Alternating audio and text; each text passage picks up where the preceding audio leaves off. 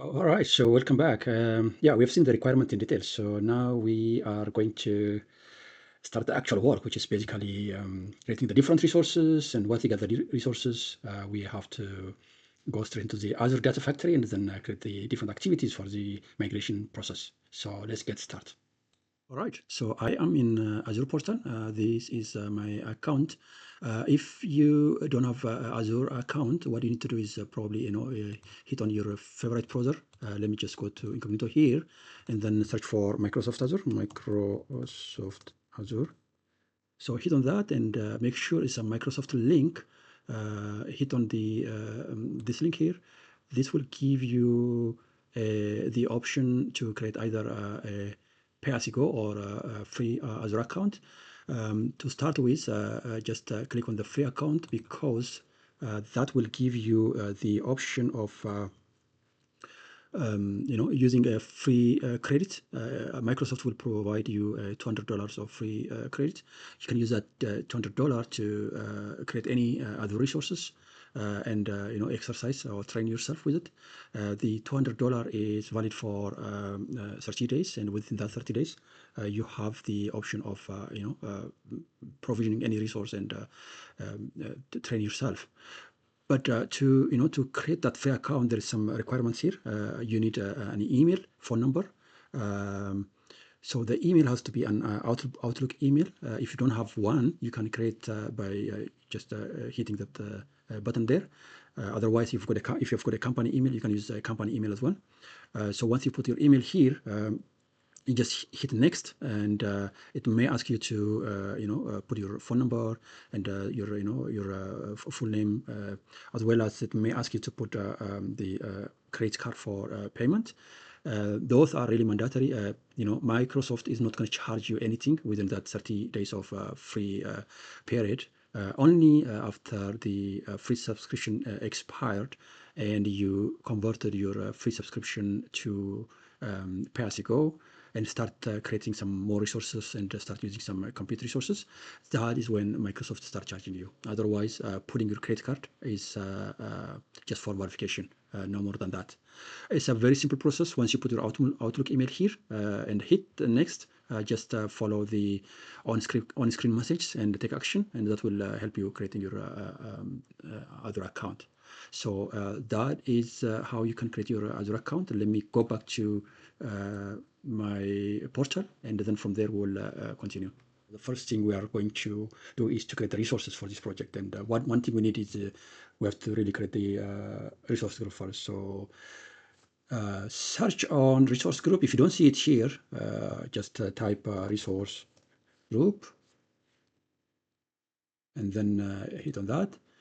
Well, I have been using Azure for quite a while, so you can see a lot of resource groups created here, but just hit on create, then choose your subscription. Yours may be a free subscription, so you can use that one if you are if you still have the free subscription. Otherwise, use your pay-as-you-go, just like me, and then give a resource group name here. So the resource group name has to be it has to follow certain naming standard as per the Microsoft recommendation. Again, there are some standards recommended by Microsoft on the naming. You can refer to the documentation. I will provide the link for that.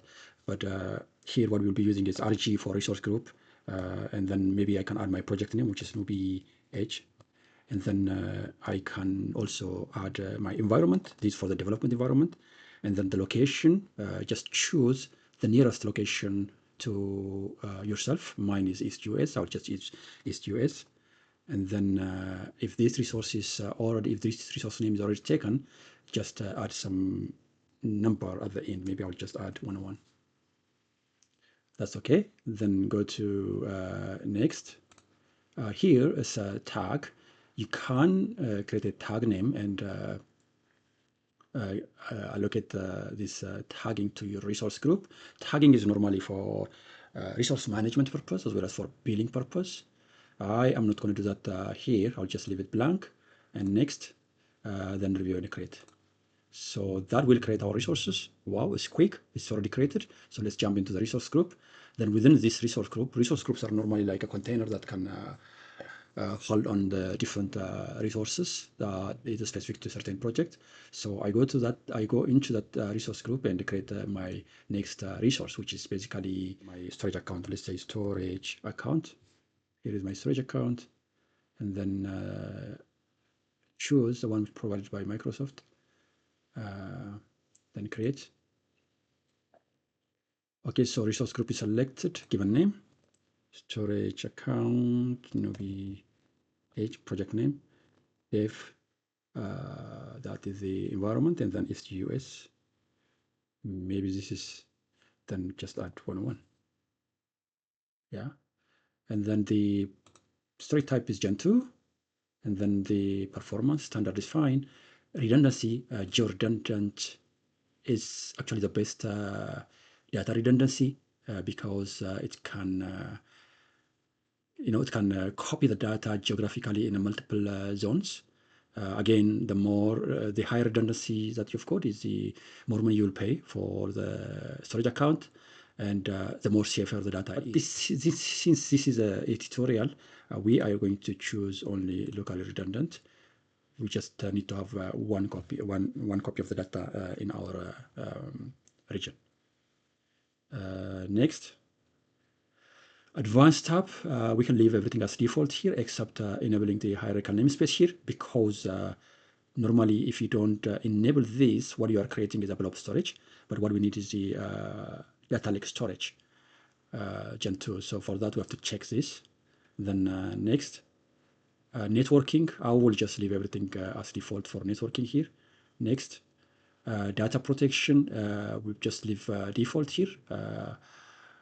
Base retain for deleted blobs. Normally, once you delete a blob or some files, it will keep it for 7 days, and within 7 days, you can restore it back, that deleted item. After the 7 days, it will be purged, and then the same for everything else. But I will just leave it as default here. Next, encryption default, then review and create. Okay, so while that is creating, maybe the next resource that we need to create is Azure Database, Azure SQL Server Database, which is basically this one here. Then create. Again, I have to choose my resource group, the one I just created, and then I have to give a database name, SQL DB project name. Well, East US is not available for us, so I have to use West US 101. Then server, let's create a new server. Again, SQL, no.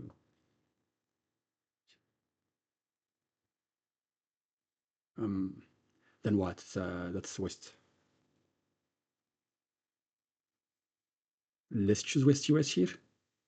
And then authentication method, let's use mixed authentication, both the SQL Server authentication and Microsoft Intra ID authentication. Then the admin is going to be me, so let me just put my name here. Select. Then the username, password.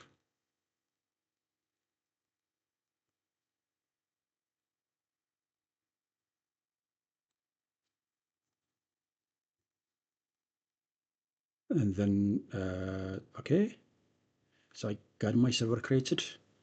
Then elastic pool, let's leave it now. We don't want to. We don't need that elastic pool for the time being. Apply that over. Then everything is okay here. Next, networking. Connectivity method, let's just put public endpoint. Then let's allow other resources to access this database, as well as let's add the IP for my laptop, so that I can get connected to the database from my laptop. And then connectivity policy default, that's fine, everything's okay here. Next, security, I will just leave it default.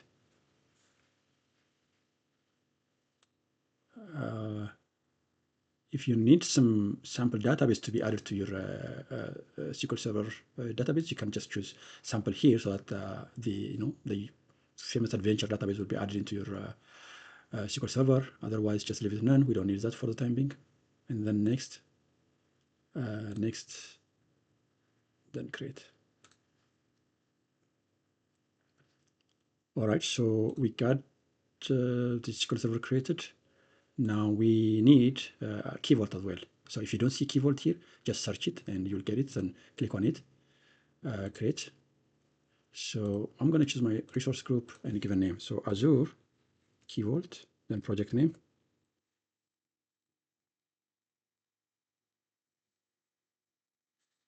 Location region is east to west, standard tier is fine. Retention period for deleted keys 90 days, that's fine. Next, here on the access configuration, let's choose the vault access policy because we just want to assign the different policies by our service for the different resources and users. And then next, networking, leave it default, then create. All right, so we have the key vault created, then storage account, Azure Database, the key vault. One last thing that we are left with is the main one, which is the Data Factory. Uh,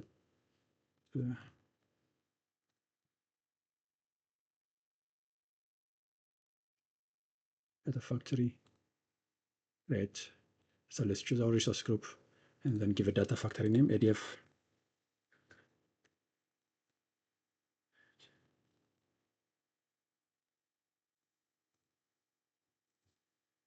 Choose your location, version v2 is fine, the latest version. Next, Git configuration. We can better configure Git in the Data Factory studio itself, so just tick that one for later configuration. Next, networking, leave it default, then create. Okay, so we have all the resources created. If I go to the resource group, I've got my Key Vault, the SQL Server, then the storage account, the remaining, there are two more things to come here in progress. As soon as they are ready, it will be populated here. So we have the resources. So in the next video, we are going to store some of the credentials, like the password for the SQL Server database, as well as the account keys for the storage account in the Key Vault, so that when we create a link service for the Data Factory, we are going to utilize the keys or the password and credentials in the key. I will see you in the next video.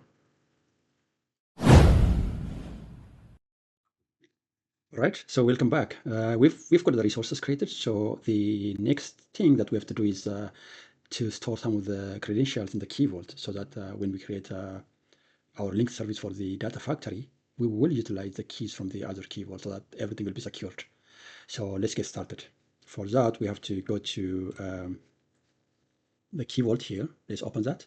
And then in the Key Vault, if you go to setting or object, you got the keys and secrets here. So what we are going to do is to store the secrets. So let's click on secrets, generate or import secrets. And then here we have to really manually capture or keep our passwords here. So let's give a name for the secret. This is for the SQL DB for the on-premises one, which is the, we are sourcing data from the AdventureWorks, isn't it? That's our source. So let me just SQL DB Adventure password, and then I'll just keep my password here.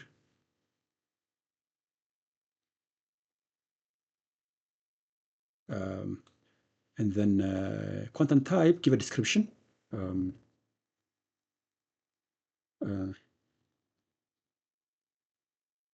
Database. Set activation date. If you want, you can give an activation date. I don't do that. As well as you can give expiry date so that the password is available within a certain period of time. If that is your requirement, you can do that. Enable immediately. Yes. Let's make this secret to be available immediately. And then create. Let's do the same thing for the SQL DB, the Azure SQL DB. That's going to be a repetition of the previous one, so I have to do it quickly.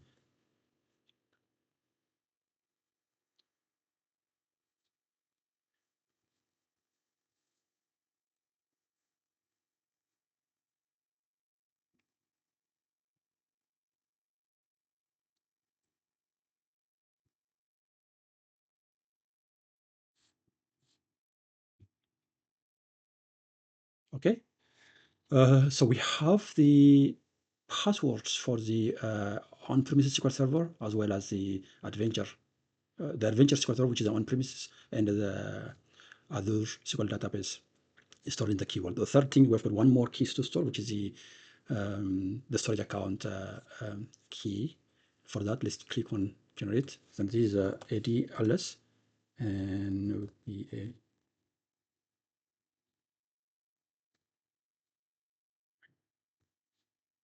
okay, so the key, let me show you where you can get the key for the storage account. If you can duplicate this tab and then go to your resource group. Yeah, exit out. Go to your resource group. Then go to storage account. Where is the storage account? That is storage, sorry, the resource group, not the storage account. Then that's the storage account here. If you go there, I am sure under setting, not under setting, but security access key, you have two keys here, key 1 and key 2. You can use one of them to get the keys. So let's use the key 1. If it will show, you can copy that, basically the key here. Copy it, then hide. Let's go back to our key vault, then paste it here. Then description.